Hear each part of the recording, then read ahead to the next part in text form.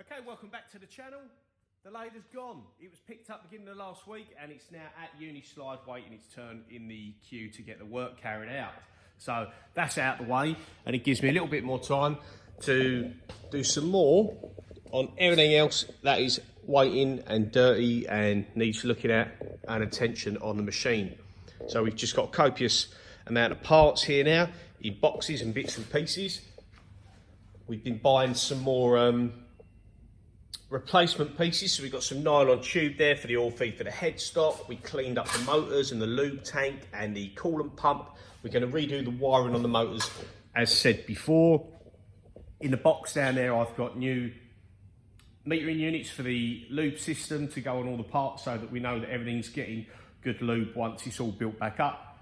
And we cleaned up some more of the enclosure, so down there is the roller rings for the door slides, the wire rope, a bit more of the enclosure. The electrical cabinet has had a good clean over. It was pretty grim on the outside, especially at the rear. A lot of stuff sort of jammed behind there. There's another panel, which is the tailstock end section of the cabinet. So there's lots going on there. I've just got to remember where to put all that.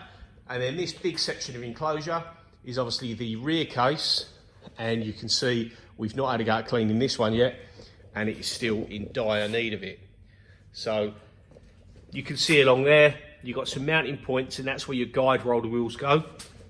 So your cable runs along the roller wheels here, through this wheel pulley at the bottom, and then you've got some welded spigots there which take the door springs. So as the door is opened and closed, it tensions those springs to help it shut again without too much effort. We've got the light in there, which is all working. So yeah, that's going to take a little bit of cleaning, but not too bad. And then there's still a few more panels stored out of the way to be done as well. Now, one annoying thing is I was waiting for the new screw for the tailstock. The screw itself wasn't too bad, but if you remember, the nut was damaged and the lathe got picked up because they had a short notice to say, I can come and get it now if you want, because I'm heading that way tomorrow. So he come and got the lathe, but the downside being the part for the tailstock wasn't here. So I kept hold of it and it turned up the following morning, whereas it should have been here the day before. So I now had to pallet up the tailstock. It's all rebuilt. We've got a new nut in it, new screw, new front seal, new sets of roller bearings on each side of the hand wheel because they were completely small. One was disintegrated and one was completely seized up. And then in the tube attached there, we've got a new X-axis gib. So that is ready to be sent off. And now I'm just having a look at the encoder wheel set up off the lathe. So I'll show you what we're doing with this one. So this encoder wheel, inside there's a sealed unit and it's pretty much all wired up. And then it's attached via this spring to this shaft. Now you can replace these shafts if they get too worn, but this one isn't too bad. It's more just a case of the bearings were bad. So you're not meant to take these apart as far as I'm aware, because I don't know how they're set up in there to read the encoder and the signal, but I do believe it's not recommended to take them apart. You buy the whole lot from the manufacturer already done if you want to, but I think you can undo the grub screws here to replace this shaft if required. But this shaft is pretty good. The rest of it's cleaned up nice. I did unslide this. You have to bend this and it will bend that far out of the way to slide this piece out, give everything a clean up, so that's looking okay. Just if you do take these off the machine, just be careful when you store that it's not hanging down and going to get bent up. Now this has two bearings in it that sit inside this part of the housing. Now when I took them apart, these are knackered. So these are 6203 double Z.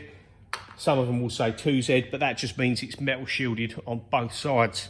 So one of the bearings feels pretty good, a little bit rough. This bearing feels really bad, really notchy, and you're not going to hear it on the camera, but it's in a bit of a state. So they were NSK bearings, and we're replacing them with a couple of Timken bearings because that's what I got hold of.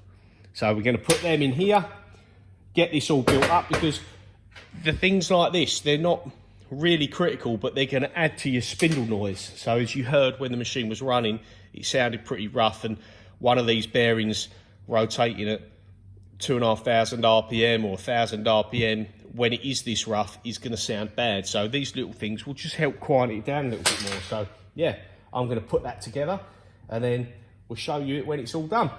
The belts are here, but this doesn't need to go on obviously until the machine is back. But if you can see on this belt, there was a lot of swarf and it's chewed up parts of the belt. So you can see where chips have been embedded in it. And then that was in turn damaging the pulleys. So we've got a nice new belt here. Gates Power Grip, GT3 665, 5M GT. So a nice new belt along with all the other belts. So when that goes on, that should be nice and tight because it had a lot of play, and where the chips are all inside here, it had a lot of run out. So yeah, let's get that built up.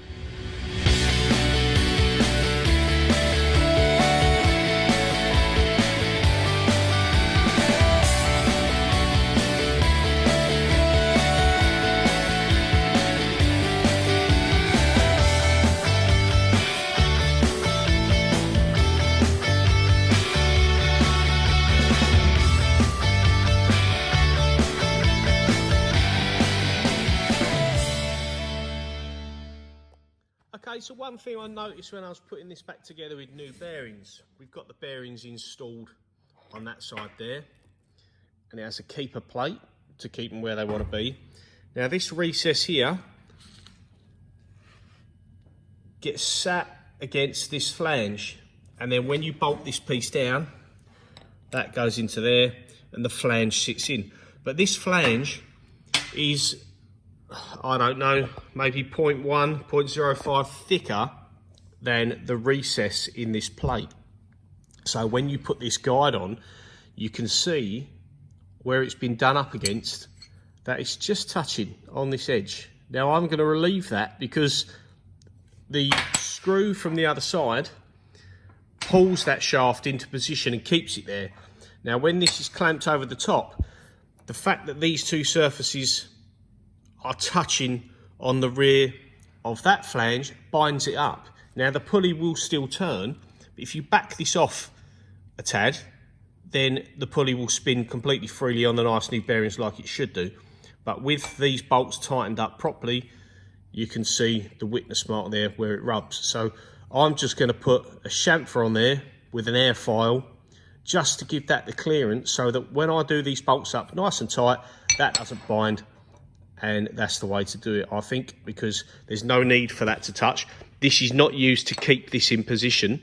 Obviously, it holds it to a point, but it doesn't need to be touching. So just bear that in mind. If you replace these and you do these, watch yourself on that clearance, because although the motor at 10 horsepower is going to turn that pulley and that spindle without no problems whatsoever, that's going to cause friction and stress and maybe damage the bearings. So just keep an eye on that and give that a bit of clearance when you put that together. I'll show you it when I chamfer it in 2 secs. There's the small chamfer, just put on with an air file, and that will just give the clearance so that this face doesn't touch on the edge of this flange here on this shaft. So we'll put that back in and check that spins freely, and if that's good, this part's good to go, ready for when the machine comes back. Okay, so the part is back together, and you can just see inside there that that little chamfer, just done with an air file roughly, gives us clearance on that shaft. And now this spins as it should. Absolutely perfect, no slop, no wiggle, no resistance. So that's what you want.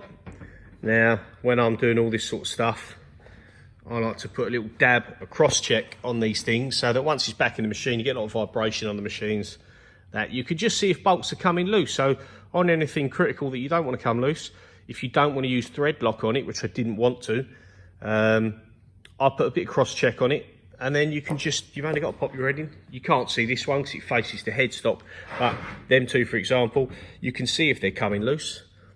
Quick visual, you ain't got to pretend to go around and check every nut and bolt on the machine, but you can just look at it and you know if it's loose. So yeah, always helps. That's my little bit of advice. And then that there is done. So we'll put that back in the box, and that is ready for when the machine comes back. Another thing off the list.